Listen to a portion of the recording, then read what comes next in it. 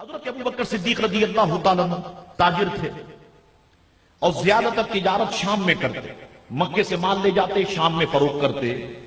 ایک رات ابو بکر صدیق رضی اللہ تعالیٰ عنہ ایک سفر میں شام کے جب شام پہنچے، مال آپ نے فروخت کیا، رات کو سو رہے تھے، ایک بڑا عجیب و غریب خواب دیکھا۔ امام زرقانی نے تو اس کو بیان نہیں کیا، لیکن دوسرے اہل علم حضرات نے اس کو بیان کیا۔ میں نے اس کو بہت پہلے پڑھا تھا، 96 اور 97 میں اس واقعے کو پڑھا تھا۔ حوالہ میرے ذہن میں نہیں ہے لیکن واقعہ میرے ذہن میں ہے کہ حضرت ابو بکر صدیق رضی اللہ تعالیٰ عنہ نے ایک خواب دیکھا۔ خواب کیا دیکھتے ہیں؟ آسمان سے ایک نور زمین پہ اترا اور تھوڑی دیر کے بعد اس کی روشنی پوری زمین پہ پھیلی، پھر وہ روشنی ابو بکر صدیق رضی اللہ تعالیٰ عنہ کے مکان میں داخل ہوئی۔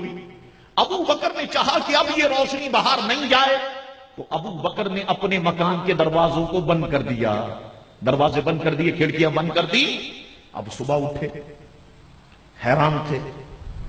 اب آپ نکلے کہ تعبیر کوئی اس کی بتائے، اس خواب کی تعبیر کیا ہے؟ پھر پوچھنے لگے کہ بتاؤ اس کی تعبیر کون بتائے گا؟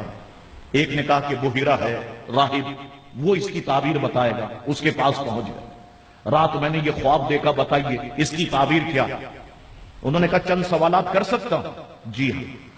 آپ بالکل سچ سچ جواب دیجیے گا۔ جی ہاں۔ کیا نام ہے آپ کا؟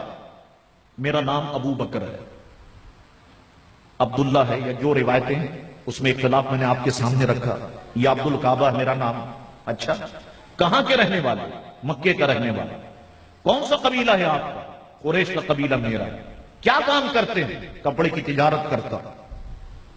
تھوڑی دیر توقف کیا، رکے، اور پھر وہ راہب کہنے لگے یہ خواب تو تمہارے لیے بہت اچھا، بہت مبارک خواب ہے۔ کہا بتائیے تو صحیح اس خواب کی تعبیر کیا ہے؟ وہ راہب کہنے لگا سن لیجئے، اس خواب کی تعبیر یہ ہے کہ ان قریب قبیلہ بنی ہاشم میں پیارے مصطفیٰ صلی اللہ علیہ وسلم جلوہ گر ہوں گے، حضور کریم علیہ السلام جلوہ گر ہوں گے، نبی کا ظہور ہوگا۔ اے ابو بکر تم ان کے دین میں داخل ہوگے، ان کے پہلے وزیر ہوگے، اور ان کے وصال کے بعد پہلے خلیفہ تم ہی ہوگے۔ یہ اس خواب کی تعبیر ہے۔ حضرت ابو بکر صدیق رضی اللہ تعالیٰ عنہ جو ہے بہت خوش ہوئے۔ اچھا، اعلان نبوت، نبی کا دور اور وہ سارے معاملات وہ حضور کو پہلے سے جانتے تھے، بہت خوش ہوئے۔ اب بڑی جلدی تجارت سے فارغ ہو گئے، مکے میں پہنچے۔ مکے میں پہنچتے ہی پہلے اپنے گھر نہیں گئے، سیدھا حضور کریم علیہ السلام کی خدمت میں تشریف لائے۔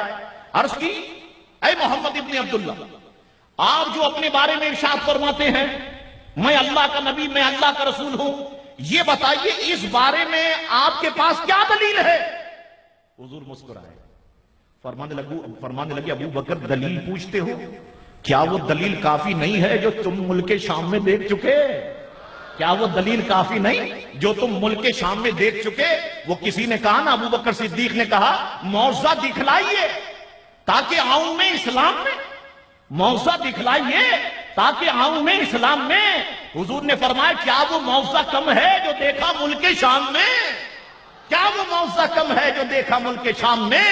جیسی حضور نے یہ الفاظ کہے، ابو بکر صدیق رضی اللہ تعالیٰ عنہ نے کلمہ شریف پڑھا اور دار اسلام میں داخل ہو گئے۔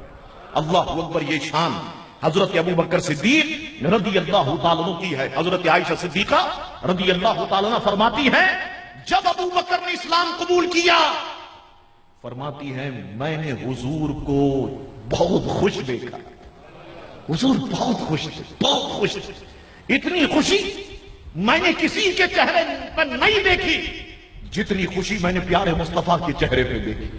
حضور بہت خوش تھے۔